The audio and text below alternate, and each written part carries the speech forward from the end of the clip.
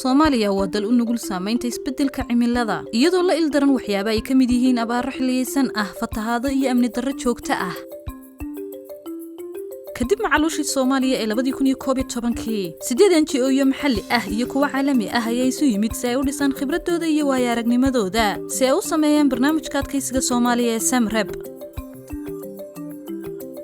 2023 waxaan u dabaaldegnay 10 sano oo ah dhisidda barnaamijka adkeysiga waxaanan hadda bilaabaynaa istiraatiijiyad cusub oo 5 sano ee soo socota ah anagoo horumarinayna mashaariic kala duwan oo ay bixiyaan deeq-bixiyayaal badan waxaan ka wada shaqaynaa dhammaan isku xidhnaanta bini'aadanimada horumarinta iyo nabad-dhisidda si aan u samayno barnaamij dhammaystiran waxaan iskaashi la samaynaa bulshooyinka dawladda ganacsiga gaarka loo leeyahay aqoon-yahanada iyo hal-abuurayaasha si loo dhiso maareynta la qabsiga khatarta xoojinta adkeysiga qoyska iyadoo loo marayo maareynta khatarta masiibada oo wax ku ool ah iyo xeeladaha la tacaalida barnaamijka ka jawaabista waxyaabaha lama filaanka ah kor u qaadista adkeysiga shakhsiyaadka iyo qoysaska iyo awoodda ay ula qabsan karaan waxyaabaha lama filaanka ah iyo khataraha dhexdooda horumarinta habnololeed waara iyo kobac dhaqaale si kor loogu qaado sugnaanta cuntada iyo awoodda adkeysiga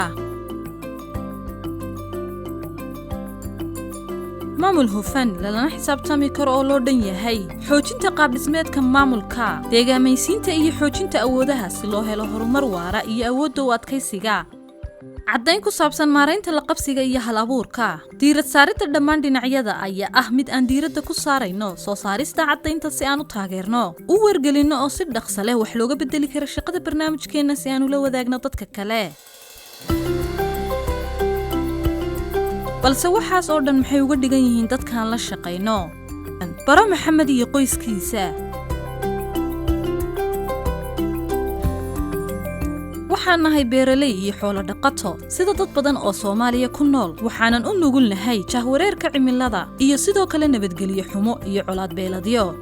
SAMREB waxay noo suurtagelisay ilaa muddo in aan dhisno adkeysiga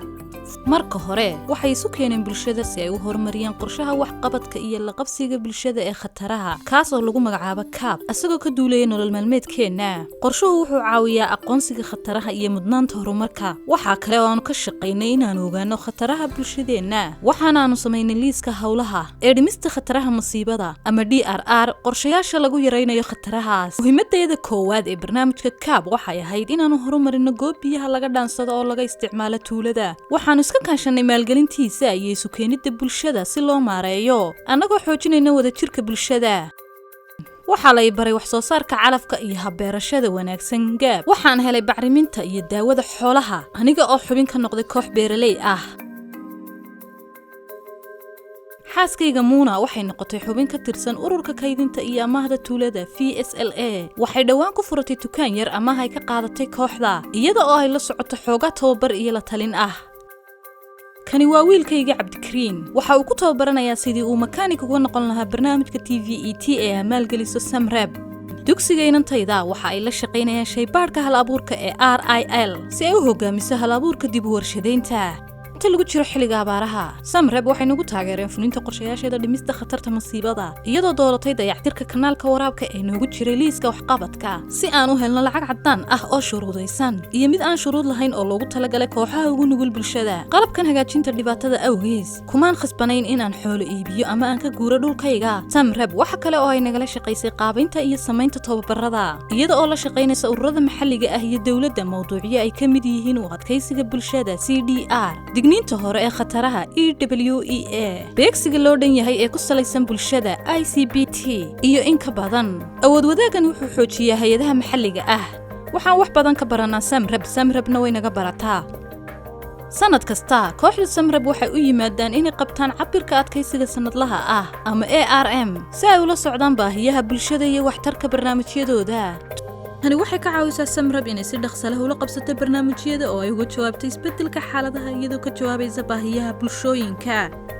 taasna waxaan ku ogaanay in meesha biyaha laga dhaansado ay halis ku jirto sidaa darteed SAMREB waxay dhaqaajisay heerka waxbarashada la qabsiga halkaas oo shaybaarka hal-abuurka uu ka bilaabay hannaan wada abuur ah oo ay la socdaan dad badan oo ay khusayso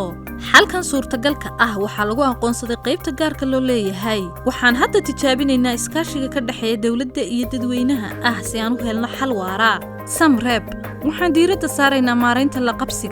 qabsiga shaxda barnaamijkeena iyo fulintiisa si aan uga jawaabno xaaladda jirta